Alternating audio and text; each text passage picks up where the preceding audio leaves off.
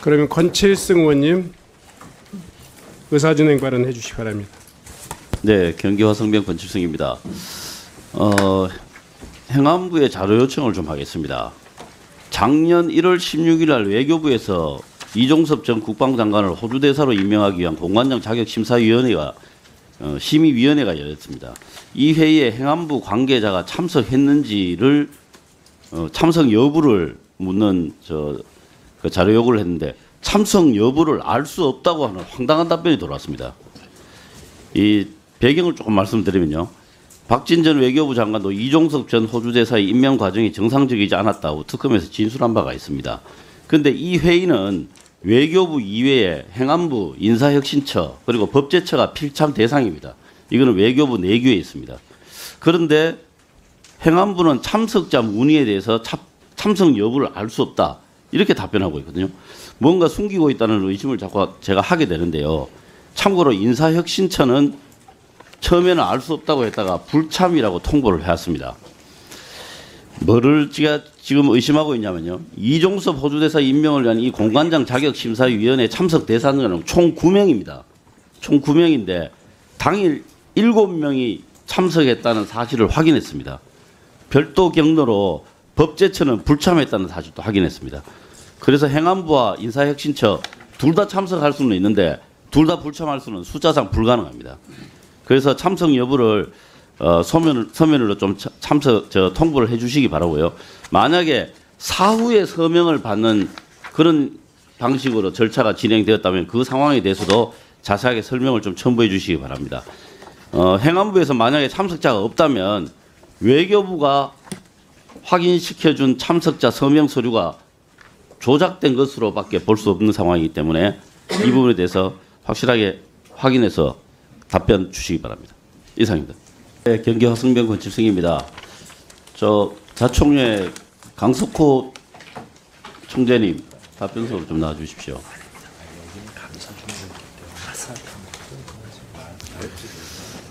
네, 23년 2월에 자총은 정치적 중립 관련된 정관을 삭제했죠. 예, 그렇습니다. 예. 그때 총재님께서 정치적 중립은 자총의 손과 발을 묶는 것과 같다 이렇게 말씀을 하셨어요. 예? 지금 정치적 중립은 자총의 손과 발을 묶는 것과 같다 이렇게 말씀을 하셨어요. 지금도 같은 견해이신가요? 예, 뭐 그 당시 정치 중립이라는 것은 그러니까 그 견해가 같으신가요? 지금도? 아닙니다. 그때는 포괄적으로 돼 있는 것을 명확한 정치 중립 구분을 좀 해달라는 그런 그러니까요. 내용이었어요. 정치적 중립이라는 게 견해가 같다 이런 뜻으로 제가 듣겠습니다. 그러면 그때 이 정관을 삭제할 때 혹시 윤석열 전 대통령이나 대통령실 지시나 요청이 있었습니까? 전혀 그런 건 없었습니다. 없었다고요? 예. 그럼 더 심각한데요. 이거 본인의 소실이라는 거잖아요. 아니 본인의 소실로 없앴다는 거잖아요. 그러면. 아니 그러니까 제 얘기는 정치적 중립이 워낙 포괄적으로 있어가지고 원래 그 포괄적 개념이죠. 정치라는 말 자체가. 명확한 정치 중립 구분을 좀 해 주십사 하고 지난 국회 때 제가 요청을 드렸습니다. 예, 그래서 없애신 예. 거잖아요. 소신에 의해서. 예. 예. 그런데 지금 올해 8월 달에 정치적 중립을 그 규정하는 정관을 다시 부활하셨죠. 예, 그렇습니다. 그것도 임시총회를 통해서. 예, 그렇습니다. 지금 행안부 승인 대기 중이죠. 예, 그렇습니다. 이거는 이유가 뭡니까? 어차피 그 당시에는 소신이 바뀐 건가요? 아니요, 소신은 그대로죠. 제가 아까 말씀드린 대로 워낙 포괄적인 정치 중립에서 명확한 정치 중립 구분을 좀 네, 해주십사 했는데 그걸 하지 않았기 때문에 행안부의 사유를 뭐라고 낸지 혹시 아십니까? 자총에서 행안부의 사유를 뭐라고 낸지 아시나요고요? 정관을 바꾼 사유. 맹이 얘기입니다. 어떤 거요? 지금 제가 말씀드린 대로. 정치적 중립을 정관에 다시 명시해서 자총 활동이 정치적 목적과 무관함을 대외적으로 명확히 하고자 한다. 이렇게 되어 있습니다. 예, 그 얘기가 이 얘기 아니겠습니까? 그 이야기가 전혀 그 이야기가 아니죠. 제가 이거를 한번 반대로 해석해 볼까요? 예. 정치적 중립 정관 규정을 없애 자총이 정치적 목적을 가진 활동을 편안하게 하려고 해줬어요. 그런 거잖아요. 무슨 의미인지 잘 모르시겠습니까? 제가 정치적 활동을 하고 싶은데 이런 규정이 있으니까 못한 거 아닙니까? 저희는 모법에도 선거에 관여할 수가 없고 선거에 관여하지 않는 것과 정치적 중립을 못하게 하는 것은 다른 이야기입니다. 그거 아시는 만한 분이 그렇게 말씀하십니까? 아니요. 이번에는 그거는 명확한 다른 구분을 해서 저희가 행정안전부에 제출을 했습니다. 그렇지 않습니다. 이거 저 보건 사유를 보시라니까요. 자, 잠깐만요. 예. 장관님.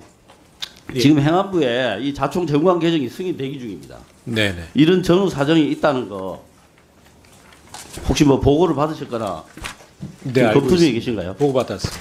예. 아직 보고 못 받으셨습니까? 보고 받았습니다. 받으셨습니까? 이거 진짜 속이 빤히 보이는 이 극단적 정치 편향적 형태 아닙니까? 그래서 저는 승인 여부야 검토해서 결정하시면 되겠지만 이 감독 기관으로서 이 특별 검사 기능이 있잖아요. 네네. 특별 검사를 정말 해주실 것을 제가 부탁드립니다. 네. 왜 이렇게 하루아침에 바뀌었는지 저는 정권 교체와 매우 관련이 많다고 확신합니다. 그 다음에 총재님, 예. 자유센터 부지개발 운영사업 있죠. 예, 그렇습니다. 작년 12월 5일 날 어반자산운영 컨소시엄을 우선협상 대상자로 확정 공고를 했어요. 우선 협상 대상 했죠. 공고했습니다. 예. 그래서 작년 12월 26일부터 올해 3월 14일까지 우선협상 대상자와 4차례 동안 협의를 했습니다. 예. 그리고 3월 31일 날 자유센터 부지개발 우선협상 대상자 협상 내용에 대한 검토 회의가 있었죠. 예, 그렇습니다. 예. 그리고 마침내 6월 5일 날 공교롭게도 대통령 취임 다음 날입니다. 우선협상 대상자 지위 상실의 건 그러니까 계약을 파기한 거죠. 맞습니까? 예, 그렇습니다. 예. 그런데 우선협상 대상자와 4차례 협의해서 어떤 이야기가 오고 갔는지 알고 계십니까? 예, 보건 받았습니다. 무슨 이야기입니까? 우선 협상 대상자로 선정된 업체가 예. 그 협상 과정에서 제출한 여러 가지 뭐 재무 건축 자금 조달 계획이라든지 이런 부분에서는 현실성과 신뢰성에서 상당히 좀 사업 미흡하다. 수행 능력에 문제가 있다 뭐 이런 내용으로 예, 그런 내용으로 있어 보고를 가지고 받으셨습니까? 그 내용을 가지고 네, 그렇게 보고를 저희가 받으셨다는 예, 거잖아요. 이사회에 올려 가지고 그대로 설명을 해서 예, 그러니까 두 총재님이- 번이나 이사회에서 부결이 그러니까요. 되었습니다. 총재님이 그 회의에 직접 참여를 안 하셨으니까 그렇게 보고받았다. 이게 정확한 팩트죠. 예, 그렇습니다. 거의 보고입니다. 그때 있었던 4차례 협상 과정상의 이 녹취록 이 4개, 4번 이만큼 있습니다. 저한테. 예, 저도 그 읽어봤습니다. 예. 거기 보시면 제가 몇 개만 이야기 드릴게요. 제일 핵심이 기부금 혹은 발전기금 500억 이거였습니다. 인정하십니까? 예, 그 얘기 들었습니다. 어떻게 생각하십니까? 그 얘기는 무조건 기부금을 500억을 달라 하기보다는 총대님 작년에 기부금 받은 게 얼마입니까? 자총이. 자총에서 기부금 받은 거 거의 없었습니다. 작년에 1억 6천만 원입니다. 예, 예. 그런데 500억을 내놓으라고 했어요. 그거는 그거는 아니고 여기 다 아니요. 나옵니다. 건축 과정에서 30년간, 50년간 이렇게 하면서 전체 몫으로 한번 그 심의위원장이 한번 제안을 한 것이지. 녹취록 안 읽어보셨구만요. 아니요. 다 읽어봤습니다. 그러면 그렇게 말씀하시면 안 되죠. 사실과 틀리죠. 내가 꼭 필요한 거는 뭐냐? 나는 기부금이 필요해요. 이게 누구냐 하면은 이 임모 추진단장의 발언입니다. 그 다음에 우선 협상자에게 여기에 기부금으로 한 500 주겠다 이렇게 하면 내가 설득 못할 사람이 없는데 다 설득해 줄 수 있어요. 이게 뭔 말입니까 이게? 그 다음에 500억에 대한 부분을 지금 당장 여기는 해주라는 그 다음에 이거를 계약하려면 내가 이사회에서 증거해야 한다고 되고 우리가 여기에 500억이 왜 필요하겠어요? 이사회에서 증거한다는 게 뭐 무슨 말인지 모르겠습니다만 500억이 필요하다는 말을 계속하고 500억만 내놓으면 계약을 하겠다는 의사표시를 명확하게 하고 있잖아요. 그 의원님 전체 맥락을 저도 그 내용을 알고 있습니다만은 전체적으로 볼 때는 단순한 500억을 요구하기 위한 그런 부분이 아니고요. 예를 들어서 우선 협상 대상자가 여러 가지 면에서 신뢰성이 안 되니 자금적 문제도 그렇고, 그렇다면은 30년, 50년간 부지 사용을 하는 데 있어서 일시적으로 자총에 이런 부분을 한번 제안했다 뿐이지 그것을 꼭 받으려는 목적은 아니었다고 제가 보고를 받았습니다. 아니, 말씀은 그렇게 했는데 그 내용 자체는 그게 완강하게 그 500억을 갖겠다는 내용은 아니라고 말씀을 드립니다. 그렇게 했다가 아니고요. 이게 지금 우선협상 대상자하고 계약을 할 것인가 말 것인가 최종적인 협의를 하는 과정에서 왔다 갔다 하는 이야기. 예, 거야 뭐 여러 가지 얘기가 나올 수가 있겠죠. 예. 그리고 저 시간이 다 있는데 이거를 계약을 파기하는 것에 대해서 그 회의에 들어갔던 그 전문가들이 걱정하는 이야기들이 다 있잖아요. 이 계약을 우선 협상 대상자에 선정이 되었지 정식으로 계약한 것은 아니고, 이렇게 파기하면 나중에 문제가 된다는 이야기들을 하고 있어요. 예, 그건 저도 알고 있습니다. 예.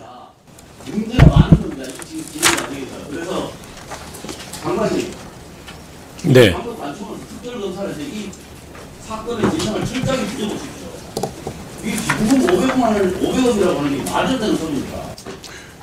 하여간 뭐 요청대로 저희가 특별 감사를 받든지 하겠습니다. 저희는 한 점 부끄러운 게 없다고 답변석에 생각합니다. 나와 저희가- 계신 증인 저희가 감사권이 있는지는 모르겠습니다만 특별 검사를 하겠습니다. 예, 회계 검사하겠습니다. 네. 다음 권칠승 의원님 질의해 주시기 바랍니다. 네, 경기와 승병 권칠승입니다. 장관님, 행안부 조례 정비 활동에 대해서 좀 적책 질의를 좀 할까 합니다. 제가 요즘 당에서 경제형벌 민사 책임 합리화 TF를 맡아서 하고 있는데요. 형벌 조항 한 6천여 개 정도를 정비하는 작업을 하고 있거든요. 근데 제가 이제 이걸 하다가 보니까 이 법률에 있는 형벌 조항만을 합리화하는 것으로는 이 한계가 아주 많아 보이더라고요. 왜 그러냐면은 많은 법령들이 특히 뭐 인허가, 세부적인 규제, 또 제재 이런 것들이 조례에 많이 위임이 되어 있습니다. 그래서 또 조례에 위임되어 있는 것만이 문제가 아니고 지자체별로 편차가 많습니다. 이게 또 이제 포괄 위임되어 있는 경우, 또 위임 권한을 넘는 경우 이런 것들이 좀 복잡하게 얽혀 있기 때문에 정비의 필요성이 시간이 갈수록 크다고 느끼고 있습니다. 이 작년에 보는 행안부에서 사문화된 지방규제 일제 정비 사업 이걸 했습니다. 했는데 한 11,000건 이상을 했는데 이제 그냥 사문화된 것을 정비하는 거기 때문에 실질적인 효과가 있다기보다는 이런 과정을 통해서 시스템을 만들고 또 이제 지방 정부와 법령을 가지고 커뮤니케이션을 한다는 게 의미가 있다고 생각을 합니다. 그런데 작년에는 했는데 올해는 안 하더라고요. 그래서 좀 정기적으로 하면 어떨까라는 제안을 드리고요. 그다음에 행안부가 이제 뭐 모든 지자체 조례를 다 파악해서 정비하는 데는 무리가 있을 거라고 생각합니다. 그래서 이 각 부처를 통할하는 방식으로, 그러니까 다른 부처들을 일을 시키는 거죠. 그런 방식으로 조례를 정비하는 방법을 찾아야 된다고 봅니다. 네. 그래서 제가 찾아보니까 좋은 사례가 하나 있어서 말씀드리려고 하는데요. 그게 바로 공정거래위원회입니다. 공정거래위원회가 보면 매년 경쟁 제한 및 소비자 권익 제한 자치 법규 발굴 개선 작업을 하고 있습니다. 네. 그걸 하고 있는데 23년에 172건, 24년에 173건입니다. 이게 실적이 굉장히 우수합니다. 그러니까 위법하지는 않지만 고칠 필요가 있는 것들, 이런 것들을 찾아서 이제 적극적으로 발굴하는 건데요. 공정위가 이렇게 매년 실적을 거둘 수 있었던 이유를 제가 생각해 보니까 뭐 공무원들 노력이 우선이겠지만 이 자치법규 개선 실적이 행안부에서 수행하는 지자체 합동평가 지표로 이게 포함된 내용이 있습니다. 이게 크게 작용할 거라고 보거든요. 이거를 18년에 공정위에서 요청을 했습니다. 그래서 이 실적이 합동평가 지표로 포함이 됐거든요. 그러니까 연말 연초가 되면 국무회의에서 여러 가지 보고할 때 이런 내용들을 보고하지 않습니까? 그래서 아마 좀 더 적극적으로 나서고 있다고 봅니다. 그래서 이런 방식으로 조례 정비를 하는데 장관님께서 좀 애써 주셨으면 합니다. 그렇게 좀 해주십시오. 예, 잘 알겠습니다. 네. 그런데 이제 보면은 여러 가지 지표들이 굉장히 많이 있는데요. 새로운 지표들을 만드는 것도 중요하긴 한데 시성이 떨어지는 지표들은 좀 정리해 나가는 것도 굉장히 중요하다고 생각합니다. 그래서 지표 업데이트 작업도 같이 좀 해주시면 좋겠다 그 말씀도 드립니다. 예, 그 다음에 재난안전통신망 있지 않습니까? 네네. 이 재난안전통신망 사용하는 사람들의 생생한 목소리를 혹시 좀 들어보셨습니까? 네, 뭐, 예. 예, 현장의 목소리를 직접 듣지는 못했습니다. 예, 이게 사용이 잘 안 되고 있는 건 아시죠?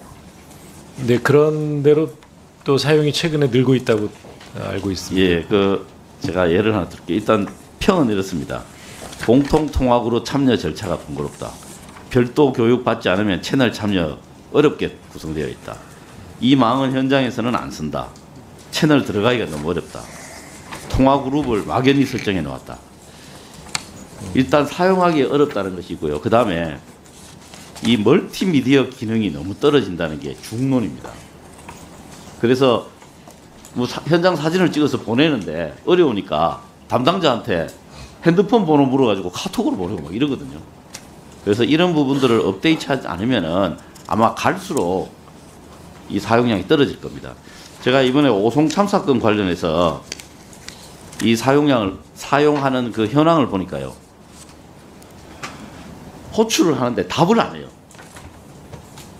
이게 답을 안 하는 이유가 관계 없는 사람들이 약간 무작위로 이 그룹핑이 돼 있으니까 사람들이 여기에 대해서 답변을 잘 안 하는 것 같아요. 또 그런 평들이 있습니다. 그래서 보면은 뭐 한참 지나서 이 호출하는 것조차도 답변을 안 하는. 근데 보면은 뭐 또 이 행안부 운영센터에서 연락하면 또 제각 답하는 경우도 있고 뭐 그렇습니다. 그래서 이게 다른 경찰서나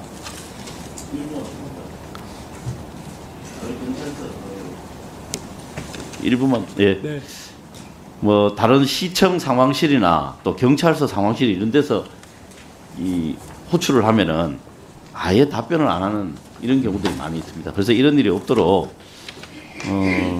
이 뭔가 인터페이스를 좀 강화한다든가 예. 업데이트를 시킨다든가 방법을 좀 찾아야 될 것 같습니다. 예, 예. 예, 이게 업데이트가 안 되면 시간이 갈수록 점점 더 뒷전으로 몰릴 가능성이 많아 보입니다. 기관 내에서는 그나마 좀 이용을 하는데 기관 간에는 잘 그 소통이 안 된다는 지적이 있다고 알고 있습니다. 네, 해결 방법을 좀 찾아보겠습니다. 예, 이상입니다.